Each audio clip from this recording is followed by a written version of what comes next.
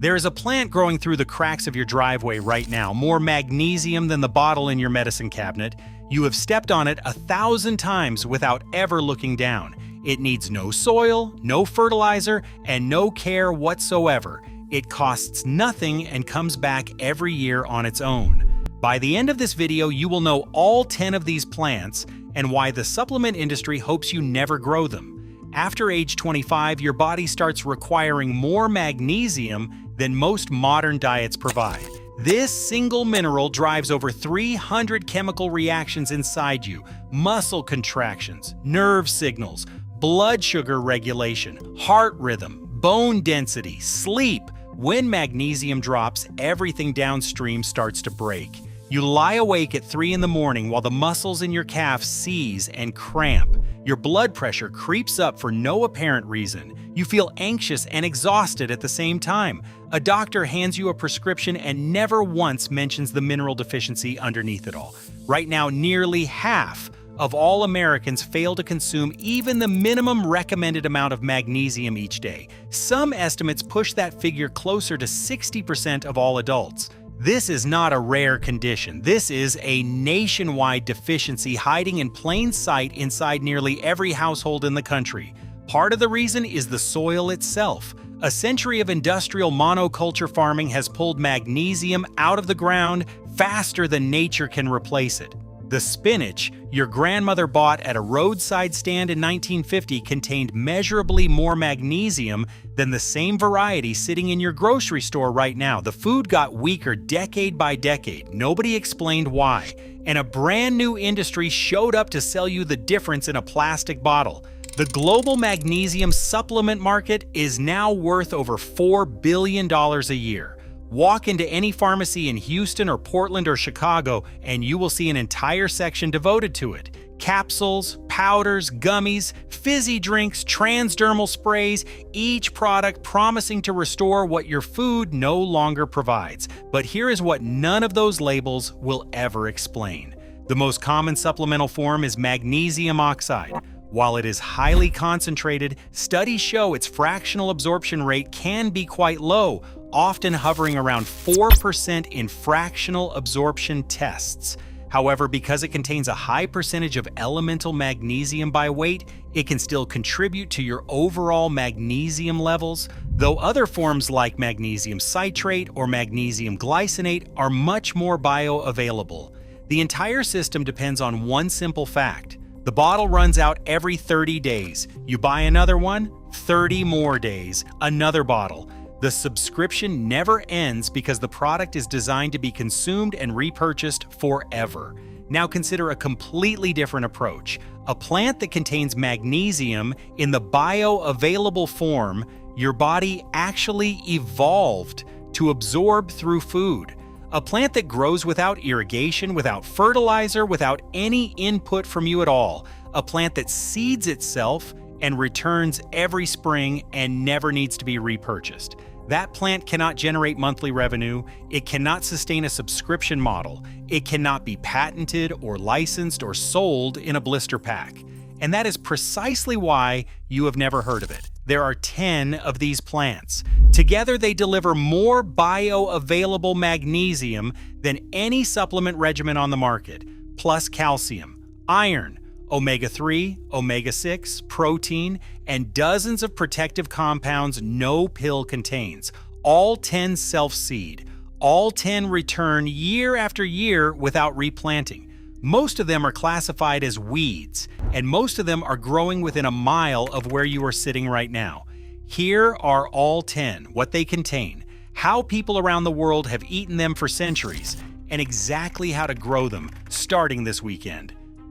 The first one is probably growing in your garden at this very moment. It is the most common weed in North America. It thrives on every farm edge, every neglected fence line, every patch of disturbed soil from Alberta, Canada, to the back roads of Alabama. Gardeners have been ripping it out for generations without a second thought. It is called lamb squirters. Botanists know it as Chenopodium album. And here is the detail that should stop you cold. This plant belongs to the exact same botanical family as quinoa. The leaves are loaded with magnesium, calcium at 309 milligrams per 100 grams, and iron. The protein content reaches 24% by dry weight. That is higher than kale, higher than spinach, higher than most cultivated greens you can buy at any store. In India, this plant is called Bathua, and you can find it in markets across the northern states, sitting right beside spinach as everyday food. In Mexico, they call it quelites and cook it into traditional dishes that stretch back centuries. Across rural America during the Great Depression, families from Missouri to the Appalachian Mountains ate lamb's quarters because it grew everywhere and it cost nothing. The plant never left. The knowledge of what it was simply faded away. Each lamb's quarters plant produces tens of thousands of seeds. Those seeds stay viable in soil for years, waiting for exposed ground. One season of allowed flowering creates a permanent patch. No replanting, no purchasing new seed packets. It grows in full sun in any soil from acidic to alkaline, and it does not care about your gardening skill because it was never designed to need a gardener. Eat the young leaves raw in salads, or cook them like spinach with butter and salt. Harvest the seeds in fall, dry them, and cook them as grain. You have been throwing away free quinoa every summer of your life. Lamb's quarters delivers magnesium in leaf and grain form. But there is another grain that concentrates even more magnesium per 100 grams than almost any food on Earth. The Aztec Empire built its armies on this grain, and then the Spanish deliberately burned every field they could find. 248 milligrams of magnesium in every 100 grams of grain. 59% of the entire daily recommended value in a single serving. Add 7.6 milligrams of iron, 557 milligrams of phosphorus, and 14 grams of complete protein with all 9 essential amino acids. This is not a supplement. This is a complete food, and its name is Amaranth. The Aztec Empire ran on this grain. Emperor Montezuma collected tribute from conquered provinces measured in baskets of amaranth seed. It fueled armies that marched across Central America. It sustained cities with populations that rivaled anything in Europe at the time. When Hernán Cortés and the Spanish conquistadors arrived in the 1500s, they recognized the threat immediately. A civilization that could feed itself from an indestructible grain could not be starved into submission. So they burned the amaranth fields. They banned its cultivation. Growing it became a punishable offense. Within 2 generations, the most nutritious grain in the Americas was nearly erased from human memory. But the grain refused to cooperate. Amaranth produces hundreds of thousands of tiny seeds per plant head. In warm climates from Texas to the Carolinas, it self-seeds so aggressively that modern farmers call it pigweed. That name alone tells you how far it has fallen. A grain that once fed an empire is now classified as a weed that industrial agriculture spends millions of dollars in herbicide trying to kill each year. In India, Rajgira amaranth flour is still a staple food during religious fasting periods. In Peru and Bolivia, kiwicha amaranth never disappeared from highland farming. In Nigeria and Kenya, amaranth leaves are among the most common cooking greens sold in open-air markets. Across 4 continents, the plant the Spanish tried to destroy survived in the hands of the people they could not conquer. Direct sow seeds after the last frost, full sun, poor soil is fine, drought is no problem. Harvest the leaves young for greens and harvest the massive seed heads in fall when they start to dry. Let some plants drop their seeds into the soil, and next spring the crop returns without anyone lifting a finger. Amaranth gives you magnesium as a grain you harvest in autumn. But what if you need magnesium today? The next plant delivers it in fresh leaves you can eat tonight, and it is probably growing in the cracks of your driveway at this very moment.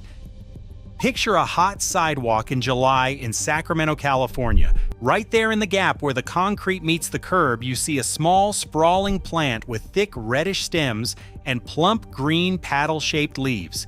You have stepped on it 100 times. You have sprayed it without blinking. This is Purslane, and it delivers 68 milligrams of magnesium per 100 grams alongside 494 milligrams of potassium. But the real headline is something no other leafy vegetable on Earth can match. Purslane contains more alpha-linolenic acid, a plant-based omega-3, than any other leafy green on the planet.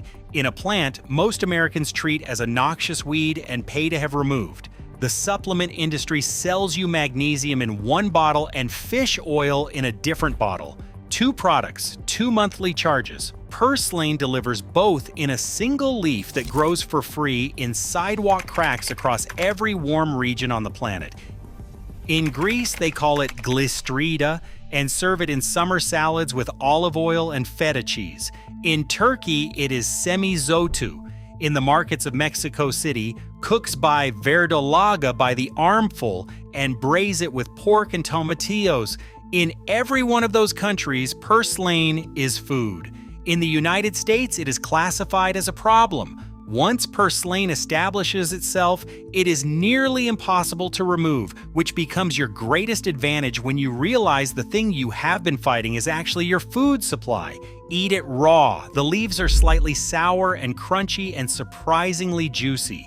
Toss it in eggs, add it to soups, or simply stop spraying it and let it do what it already wants to do. Purslane gives you magnesium and omega-3 from a single leaf. But the next plant packs more total mineral density into one harvest than almost any wild food ever tested. And the only reason most people never touch it is because it fights back. There is a reason children remember stinging nettle for the rest of their lives. Tiny hollow hairs along the leaves and stems inject formic acid into your skin on contact.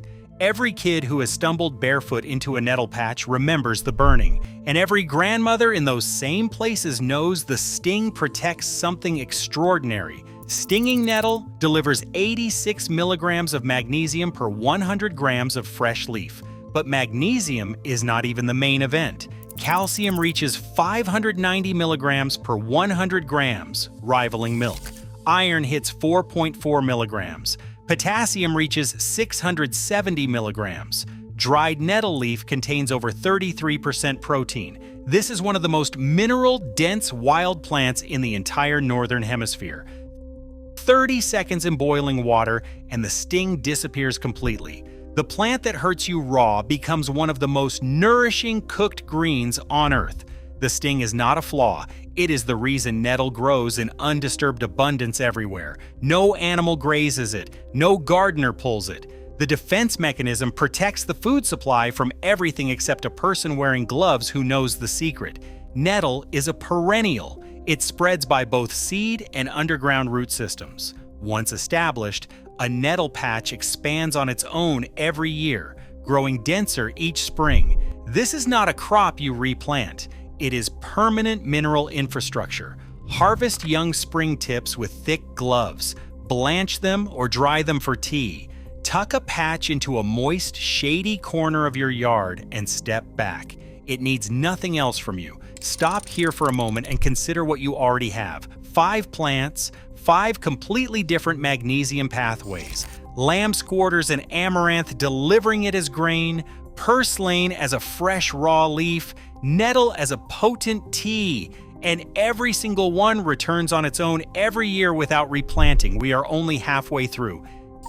Nettle gives you the minerals, but there is a grain that delivers magnesium and then actively goes to war against every competing weed around it. It does not just grow, it fights for territory using chemistry. 231 milligrams of magnesium per 100 grams of grain. A single cup exceeds 90% of the daily recommended value. And buckwheat also delivers a flavonoid called rutin that strengthens blood vessel walls. No magnesium pill on any pharmacy shelf provides that. But what makes buckwheat truly remarkable is what happens in the soil beneath it. The roots and decomposing leaves release chemical compounds, including gallic acid, that suppress the germination of competing plants around them. Researchers have documented this effect in controlled experiments, where buckwheat visibly inhibited surrounding weed growth. This plant does not just occupy space, it claims territory and defends it without a single drop of herbicide. Buckwheat germinates in days. It reaches full maturity in as little as 10 weeks. It flowers so heavily that every bee in the neighborhood shows up. Then it drops seeds that sprout the following spring without any help. In Japan, buckwheat is soba, the noodle that anchors an entire culinary tradition stretching back centuries. In Russia and Ukraine, kasha made from toasted buckwheat groats sits on dinner tables every night. In Brittany, France, buckwheat galettes have been a regional staple since before the revolution.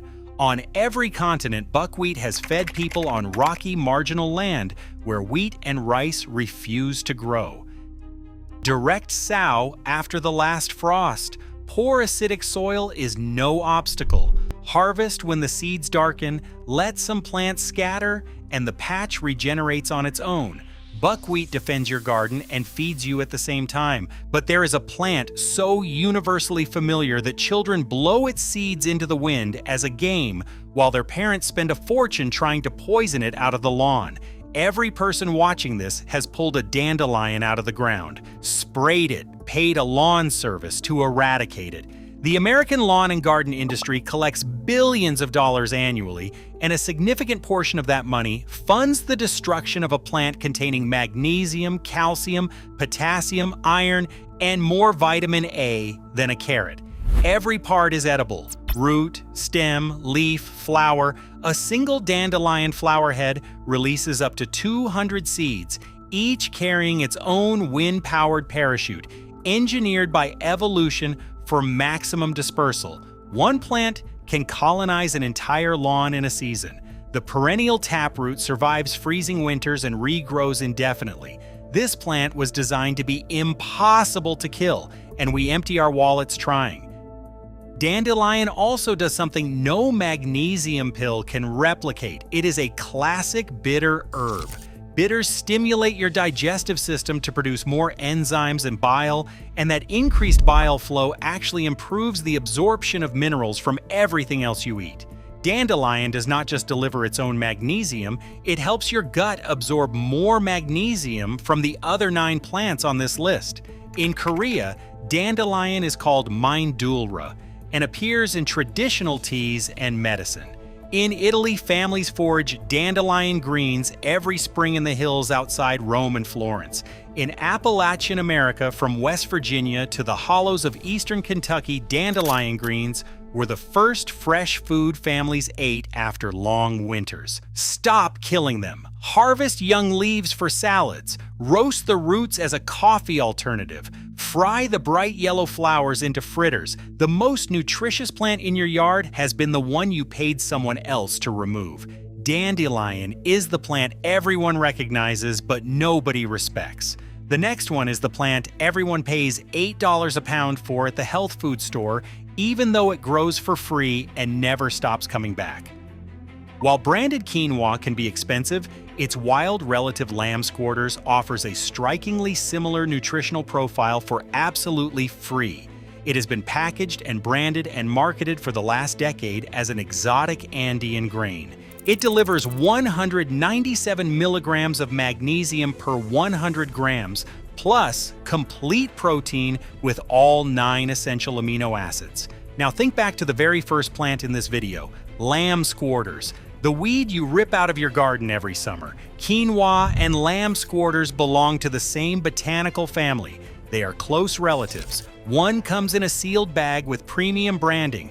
The other gets sprayed with herbicide and tossed in the yard waste bin. Same family, same nutritional class, different marketing budget. In mild climates, quinoa will self-seed when seed heads are left to dry naturally on the stalk. It originated in the cool Andes Mountains. It handles cold nights and high altitudes better than most grains, and it is far less tropical than the packaging suggests. Sow directly in spring. Harvest when the seed heads dry. Rinse the seeds to remove the bitter saponin coating and cook them as a grain. Quinoa gives you magnesium and protein, but the next plant delivers magnesium alongside one of the most studied groups of protective plant compounds in modern science. and it seeds itself the instant you stop watching. Every gardener has cursed a plant that bolts. Bolting means the plant abandons leaf production and sends up a flower stalk to make seeds. With most crops, this is a failure. With mustard greens, it is the entire plan. Mustard leaves deliver magnesium paired with compounds called glucosinolates. When you chew a raw mustard leaf, those glucosinolates transform into protective compounds that researchers have studied for decades. That sharp, peppery burn you taste, that is the chemistry activating on your tongue. When mustard bolts, it flowers. When it flowers, it makes seed pods. When those pods dry and crack open, thousands of tiny seeds scatter across the surrounding soil. One bolted mustard plant creates dozens of new plants the following season. The behavior that frustrates lettuce growers is the exact mechanism that turns mustard greens into a permanent, self-renewing food source. Direct sow in cool weather. Eat young leaves raw. Cook mature leaves with garlic. Allow a few plants to bolt every season. The rest takes care of itself. Mustard greens give you magnesium and cellular protection in the same leaf. The next plant is so small and quiet it creeps between cracks in pavement, and it carries a mineral that most magnesium-focused diets completely overlook. Chickweed is easy to miss. It hugs the ground in delicate spreading mats, barely a few inches tall. Most gardeners look right past it, but hiding in those tiny leaves is magnesium paired with zinc, a mineral that most Americans are also deficient in and that most people never think to look for in a garden plant. Zinc and magnesium are synergistic. They share roles in over 100 enzymatic reactions inside your body. Together they work better than either one alone. The supplement industry sells them in two separate bottles. Chickweed delivers both in the same bite. Chickweed completes its seed cycle so quickly it can produce multiple generations in a single year. It fills every bare patch, every shady edge, every gap between larger plants. In a self-seeding garden, chickweed becomes the living ground cover that prevents bare soil from ever appearing. In old European herbal tradition, chickweed was prized for poultices applied to irritated skin. As food, it is one of the mild-tasting wild greens you will find. Perfectly suited to salads, sandwiches, or blended into a morning smoothie. Scatter seeds on bare ground in early spring or fall. Partial shade works fine. Cut it and it regrows. Allow it to flower and it seeds the next generation on its own. Chickweed covers the ground, but the final plant in this system rises above everything else. It stands 3 feet tall, crowned with clusters of bright blue star-shaped flowers that every pollinator in your neighborhood will find before you do. And its seeds contain a fatty acid so valuable the supplement industry bottles it and charges $40. You notice the flowers first. Brilliant blue stars drooping from thick, hairy stems swaying in the breeze. Bees cover borage plants because the blooms produce exceptional nectar. If you want more pollinators working your garden, there is no faster way to summon them. But the real story hides in the seeds. Borage seed oil contains roughly 23% gamma-linolenic acid. That makes it one of the richest natural sources of this particular omega-6 fatty acid among all common seed plants, nearly triple what evening primrose oil delivers. Supplement companies extract this oil, brand it, and sell it for $30 to $50 a bottle. The plant that makes those seeds grows 3 feet tall in any sunny patch of average soil and then self-seeds so vigorously that gardeners call it aggressive. Borage leaves also carry magnesium alongside vitamin C and potassium. Each plant can produce thousands of seeds in a single season. Those seeds drop and wait through winter and germinate on their own the following spring. The young leaves taste remarkably like cucumber. Eat them raw in salads or brew them as tea. The flowers are fully edible. Freeze them into ice cubes for summer drinks or scatter them across a fresh salad. Borage feeds you, feeds the bees that pollinate everything else in your garden, and then replaces itself every year without permission. That is 10 plants, 10 different magnesium delivery systems, 10 self-seeding organisms that return year after year and never ask you to reorder. Now let me show you how they all fit together. You do not need a farm. You do not need raised beds. You do not even need a large backyard. You need one sunny garden patch about 6 feet by 10 feet, or a cluster of containers grouped together on a patio or balcony. In the center, plant the tall species. Amaranth and Borage rise above everything, providing structure and dappled shade beneath them. Through the middle layer, sow buckwheat, mustard greens, and quinoa.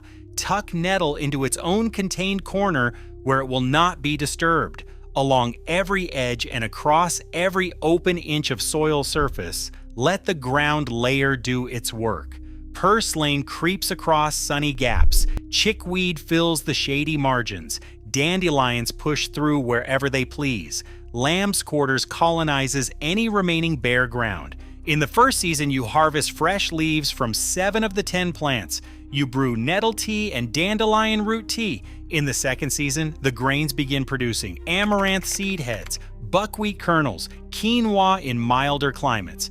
By year 3, every plant in the system is mature and seeding itself and returning without any action from you.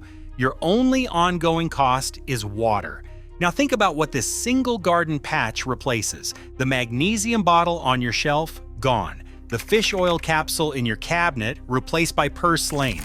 The Borage oil supplement from the health food store, growing 3 feet tall in the corner. The calcium supplement your doctor mentioned, covered by nettle and lamb's quarters.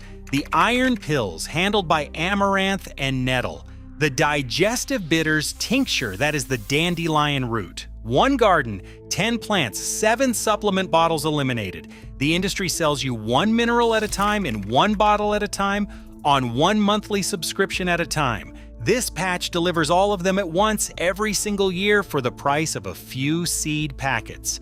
Your grandmother probably knew at least some of these plants. Your great-grandmother almost certainly did. For thousands of years across every continent, people grew their minerals instead of buying them. Korean families cooked lamb's quarters they called myeonggaju. Mexican families braised purslane they called verdolaga. Japanese families ground buckwheat into soba noodles every autumn. Appalachian families gathered dandelion greens each spring as the first fresh meal after a brutal winter. Nepali mountain villages made nettle soup from plants growing behind their homes. This knowledge was not lost through any conspiracy. It was lost through economics. A plant that seeds itself generates no repeat sales. A crop that needs no purchased inputs supports no input industry. What cannot be sold on a monthly subscription cannot be marketed, and what is not marketed disappears from public consciousness within 3 generations. 3 generations is exactly how long it took. But the plants did not disappear. Lamb's quarters still grows in every garden in North America. Dandelions still crack through every sidewalk in every town. Purslane still spreads across every sun-baked lot in the summer heat. Amaranth still returns every spring in farm fields where they call it pigweed and spend millions trying to poison it. The plants were never the problem. The forgetting was the problem. And forgetting, unlike soil depletion or crop failure, is entirely reversible. Every culture that built a sustainable food system built it around plants that required nothing from them year after year. The Aztecs cultivated amaranth as a sacred grain. Roman soldiers carried purslane on long campaigns because it traveled well and kept them strong. Medieval European monasteries maintained nettle gardens for medicine, fiber, and food simultaneously. None of these civilizations had a supplements aisle. None of them needed one. They had a garden and the knowledge of what grew in it. The supplement industry is not selling you health. It is selling you a processed, isolated, stabilized, encapsulated fraction of something that grows whole from the ground. The bottle contains 1 compound extracted from 1 plant that you could grow in a pot by your back door. The label will tell you the milligram count. It will not tell you that the original source is a weed your neighbor sprays every spring. Start with 1 plant, dandelion, if nothing else, because it will find you whether you invite it or not. Learn to eat the leaves in April when they are young and barely bitter. Dig a root in October and dry it for tea. Watch what that one plant does across one full year. Then add a second plant, then a third. By the time you have 5 established and returning on their own, the logic of the whole system becomes obvious. You stop seeing a garden, you start seeing a pharmacy that also feeds the bees. The seeds cost almost nothing. The soil asks only that you leave it alone. The plants ask only that you remember them. They have been waiting in the cracks of the pavement this entire time. These plants are still here. They were always here, quietly growing beneath the surface of everything we were told to buy instead. They do not care about your supplement budget or your zip code or whether anyone believes you when you say you grow your own magnesium in the backyard. They care about soil and sunlight and water. Give them that and they will give you what no bottle on any shelf in any store can offer. A living system that replants itself, feeds itself, and costs nothing. Forever. 10 plants, 1 garden. And the only reason you are hearing about this now is that nobody profits when you grow the answer yourself. And don't forget, if you want to grow what the healthiest people on the planet are growing and start living like them, the Centenarian's Garden has got you covered. Go show them some love.